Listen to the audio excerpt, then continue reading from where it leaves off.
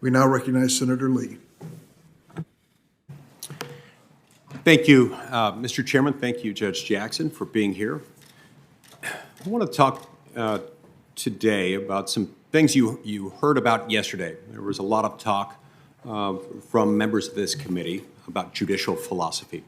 I want to talk a little bit about what that means and why it's important. We'll start with what it means, at least to me. One of the things that you heard from a lot of members of the committee, whether they couched it in terms of judicial philosophy or not, relates to the idea that justice should be blind, that justice properly administered within our system is blind, and that therefore individual justices and judges serving in Article III courts should be blind in the sense that they are able to see and understand and interpret the law, understand what the law is, while understanding that the idea of what the law should be is left to other branches of government, not to the judiciary. In this respect, we recognize that blind justice and blind justices, those who are blind to the things they're supposed to be blind to, are those willing to recognize that if there is a policy flaw in the law, and if there's a policy change that needs to be made, it's not the role of the court to change it. That belongs to two different branches of government, primarily to Congress. This, of course, requires judicial restraint. It requires judicial humility. And it gets back to what I was describing yesterday when I referred to Justice Barrett drawing on the analogy from the Odyssey of Odysseus binding himself to the mast of the ship. Most of us refer to this judicial philosophy as textualism. Textualism is neither liberal nor conservative. It's neither Republican nor Democratic. It's just the approach that says what the law says matters, and the job of the jurist is to look at the text and figure out what the text means, to ascertain the original public meaning of the text in question. While I doubt there are any members of this committee who would disagree with the idea that justice should be blind in this respect and that policy changes need to be made by the political branches of government, primarily by the legislative branch and not by the courts, you did hear some statements that I think are at least a little bit at odds with that concept of justice. One of my colleagues mentioned that you should interpret the Constitution in a way that works for the people of today. Fair enough. We certainly don't want to interpret the Constitution in a way that doesn't work. But again, that's not the objective. The objective is not to ascertain good policy. The objective is to ascertain what the law requires. You were urged to consider the effects of the court's actions on people's lives.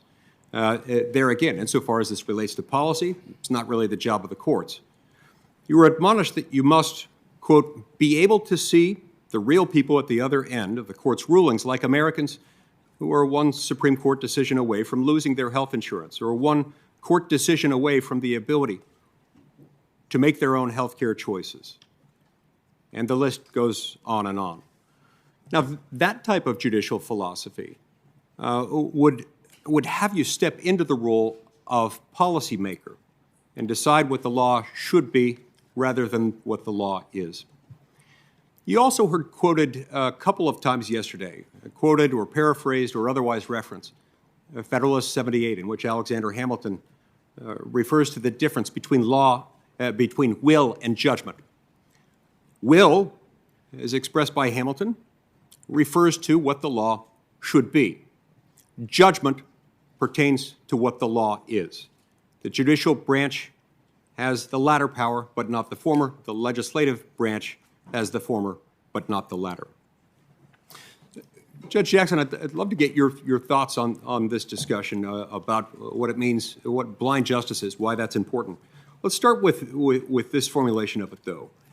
Does the law determine the outcome of a case, or does the outcome of the case determine the law? Thank you, Senator. The law determines the outcome of case. And so anytime you're looking at a case and you're looking at the outcomes for ordinary Americans, for day-to-day Americans, if you're looking beyond the scope of deciding that case, and if you're looking even within that case beyond what the law says, you would be stepping into a province of a different branch. Is that right? I believe so. The law and the facts of the case determine the outcome of cases. I think that's an accurate statement. It's important to emphasize this. This is also something that Hamilton describes in Federalist 78, where he goes on to say anytime you start to see the courts start to exercise will instead of judgment, the result is supplanting the will of the people as expressed through their elected representatives through the courts. And that tends to undermine the whole system. You see, there's a reason, of course, why we give life tenure to Article III judges and justices.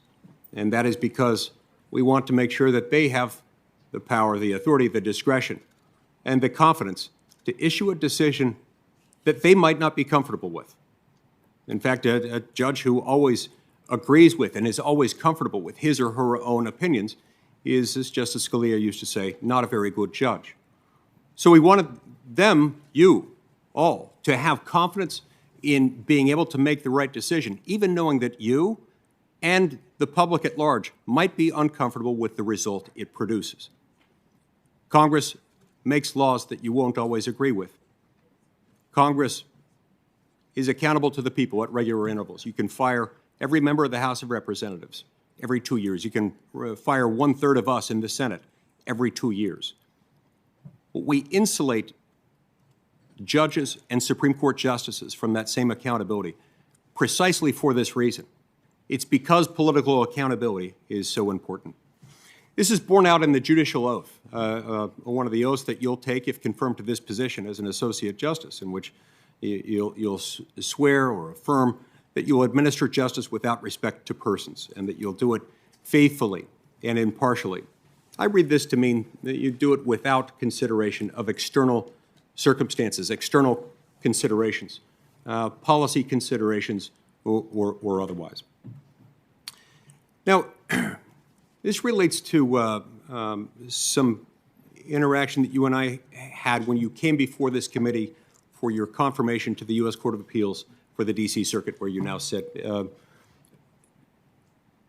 In connection with that hearing, I submitted some questions to the record in which I asked you whether, to what extent, the Constitution protects rights that are not enumerated in the Constitution itself, and if so, to specify what those rights were. You responded by citing a number of cases, including Griswold versus Connecticut, Roe versus Wade, Loving versus Virginia, and a handful of others. You also suggested that the Ninth Amendment was a source for such rights, unenumerated rights. The Ninth Amendment, of course, states, quote, that the enumeration in the Constitution of certain rights shall not be construed to deny or disparage others retained by the people.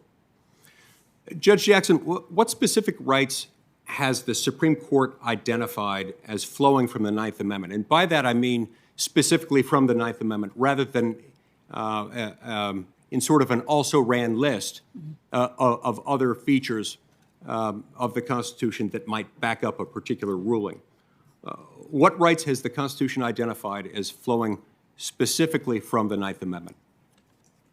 Thank you, Senator. The Supreme Court, as I understand it, has not identified any particular rights flowing directly from the Ninth Amendment, although, as you said, the text of the amendment suggests that there are some rights that are not enumerated. Right, right.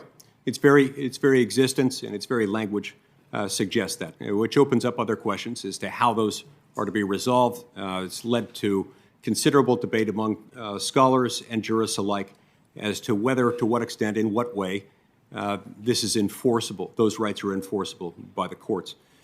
But how would we go about deciding that? How would jurists go about deciding this question appropriately? In other words, would it be more appropriate to say we will ascertain the existence of rights protected by the Ninth Amendment based on a contemporaneous understanding at the time of the ratification of the Ninth Amendment? Or would it be more open-ended to protect rights that we think are important today? Thank you, Senator.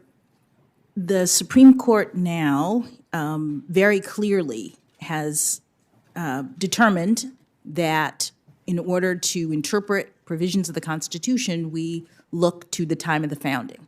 And we ascertain, based on what the original public meaning of the words of the Constitution were at the time. Sometimes that yields a particular answer. Other times you may have to look to practices historically from that time. But that would be the way in which you would go about interpreting the Ninth Amendment. Could it also be that it leaves this to be decided at the discretion of the Supreme Court itself? In other words, not based on any historical precedent, but based on what the Supreme Court justices themselves deem appropriate at the moment? I don't think so. Why is that? Because the way in which the Supreme Court interprets the Constitution is with reference to the meaning of the text at the time. That it is one of the constraints, as I mentioned, in terms of my own way of interpreting the law. One of the constraints is that you're bound by the text and what it meant to those who drafted it. At the time, gotcha, yeah.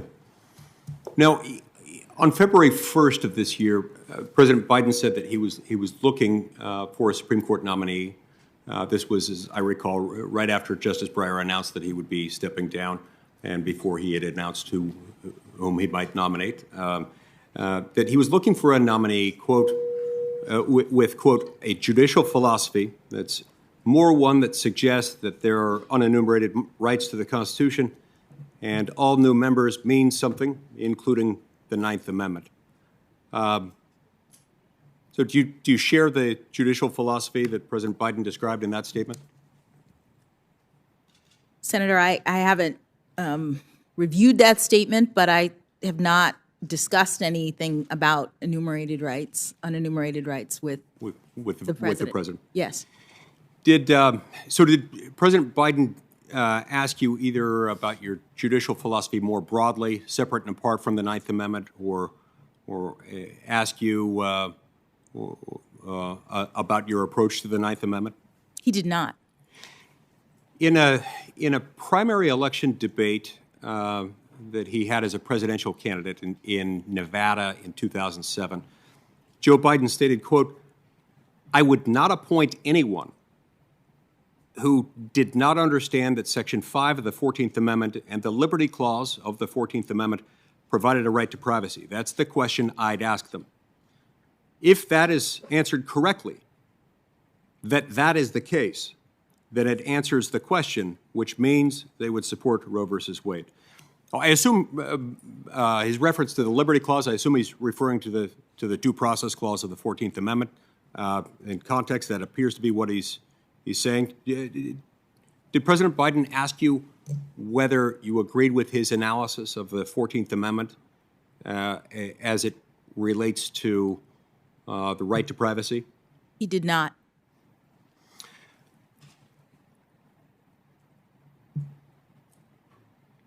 Tell me this. When we look at any provision of the Constitution, one of the many reasons it's helpful to look at the original understanding, in addition to the fundamental reason that you described. It can help us understand what motivated it, and it can help us understand the actions of those who voted within Congress to propose text to be amended to the Constitution and those who voted to ratify it. We've got a number of amendments, including the amendment that he referred to in that last quote I read, that had an understanding, at least an understanding that included certain thou shalt nots for government. The Equal Protection Clause, I think, is a provision of the 14th Amendment that people understood. Among anything else it might do, restricts government's ability to treat people differently on the basis of race. consistent with the Equal Protection Clause of the 14th Amendment, when is it permissible for government to treat a person differently on the basis of race? Thank you, Senator. The Supreme Court has interpreted the Equal Protection Clause, as you say, to generally prohibit classifications on the basis of race. And it says that those classifications are to be rigorously scrutinized. They are strict scrutiny, which is a standard that applies, that looks at the purposes of the government and the means by which the government seeks to achieve any end related to such classification. The government would have to have a compelling interest in making that classification, and the means that it selects would have to be narrowly tailored to achieve that interest. And so those compelling interests can't be for light or transient reasons. They can't just be something like we feel like it, in other words. Correct. And the reason for this is because, well, number one, it's bad. It's bad for anyone to treat another person differently on the basis of race. It's especially bad when government does it, because there's not exactly equal bargaining power when you're dealing with the relationship an individual has with government. By definition, it's a particularly unfair form of discrimination when it's government doing it. Governments have enforcement officers, they have armies, they have the means of enforcing their will and their laws, and that's one of the reasons why it's so important. What about under statute? Consistent with Title VII of the Civil Rights Act of 1964, when is it permissible for an employer to treat an employee or a prospective employee differently on the basis of his or her race? By statute, under Title VII, it is generally impermissible. And permissible only in very narrow circumstances. I believe so. And the statute itself has some restrictions in terms of to whom it applies, right. The employers. And some exclusions in terms of religious employers, for example, not being able to discriminate on the basis of race, but it exempts religious employers within certain spheres in order to be able to protect that religious employer's discretion to operate within its faith and the rules of its faith. And by doing that, it makes that much clearer. By making that distinction, it makes that much clearer that discrimination on the basis of race in employment is not something that the law smiles upon, nor should it. Let's talk about the Commerce Clause for a minute, if that's all right. Now, at the time of the founding, our founding fathers didn't foresee, and almost certainly could not have foreseen, the invention of radios, televisions, airplanes, the internet, and telephone networks. And yet, all of those things are governed by federal law and not by state law. Why is this constitutional? Well, Senator, the Commerce Clause was initially interpreted by the Supreme Court to be very broad, to allow for federal regulation of interstate commerce and the growth of the economy in this country. But over time, the Supreme Court has made clear that the Commerce Clause limits the federal government, that there is limited authority under the Commerce Clause. The state of the law now is such that the federal government, through the Commerce Clause, is only permitted to regulate channels of interstate commerce, instrumentalities of interstate commerce, and activities that substantially affect interstate commerce. And with respect to the third category, the Supreme Court has made clear in the Lopez case and in Morrison that non-economic activities are not covered by Commerce Clause authority, And in the NFIB case, the ACA case, the Supreme Court made clear that inactivity is also not covered and not authorized under the Commerce Clause. Right. And most of the items that I identified in my question, in fact, all of them, I believe, would fall into the category of channels and instrumentalities of interstate commerce. We're dealing with interstate airways, airwaves, waterways, networks, things like that, things that depend for their existence, for their effectiveness on their operation interstate, such that they couldn't, no one could effectively regulate them and preserve their core function unless that was federal.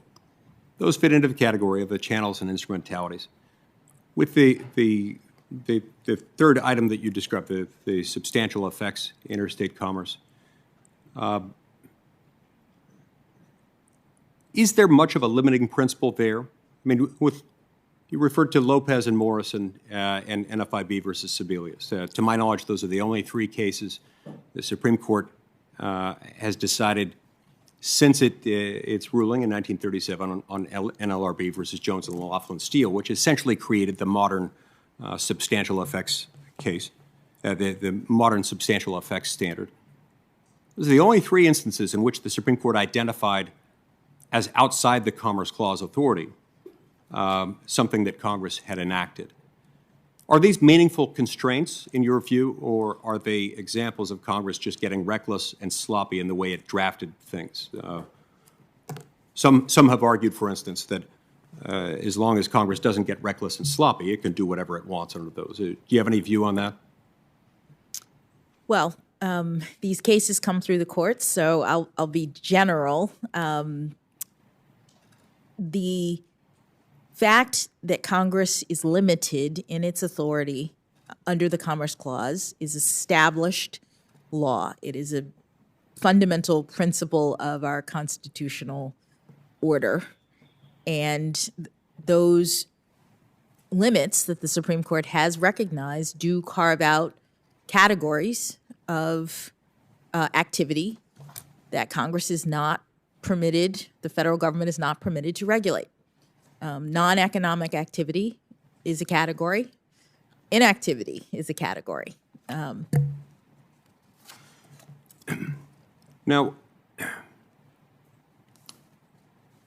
the Supreme Court has also, through the Commerce Clause, established rules for things that the states may not do. This is referred to as the so-called dormant Commerce Clause.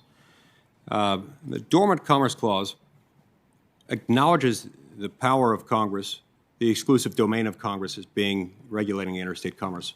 But there's no federal cause of action to allow for the invalidation of a state law under the Commerce Clause. It's been something that's been adopted by the courts.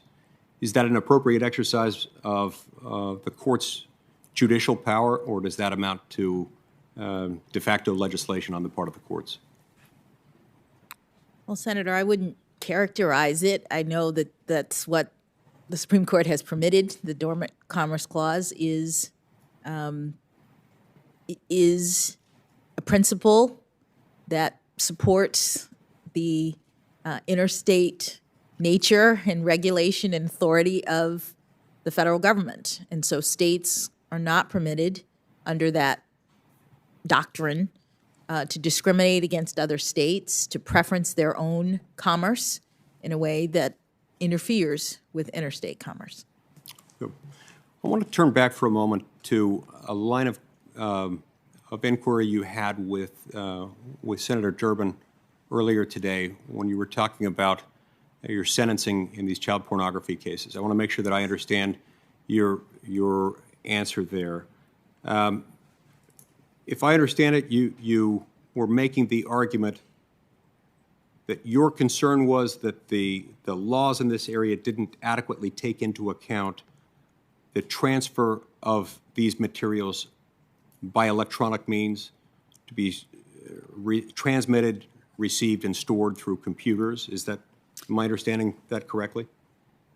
Well, Senator, the point that I was making was that the Sentencing Commission, back when I was part of it and even since, tasked with the responsibility to evaluate and make recommendations and look at the data and information about cases, has looked at the operation of the child pornography guideline, not so much the statute, but the guidelines, which the Congress has tasked the Sentencing Commission with developing. And there are aspects of the child pornography guideline that Congress in legislation has required. They've required certain enhancements to be included in the guideline. And some of those enhancements, the data is now revealing, don't take into account the change in the way that that this horrible offense is now committed. But the fact that it's easier to commit the offense shouldn't diminish the severity of the punishment, should it? I mean, any more than the more widespread availability of certain drugs, the more widespread availability of certain weapons might, surely you wouldn't argue for a lower sentence when certain things become easier in other criminal contexts. So why is this one different? Well, the sentencing enhancements that are in the guidelines are designed to help courts differentiate between different levels of culpability.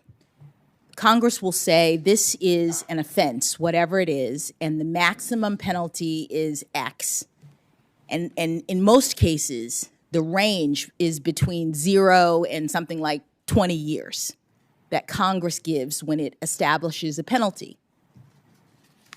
The point of the guidelines is to help judges figure out where in that range between 0 and 20 years a particular defendant should be sentenced.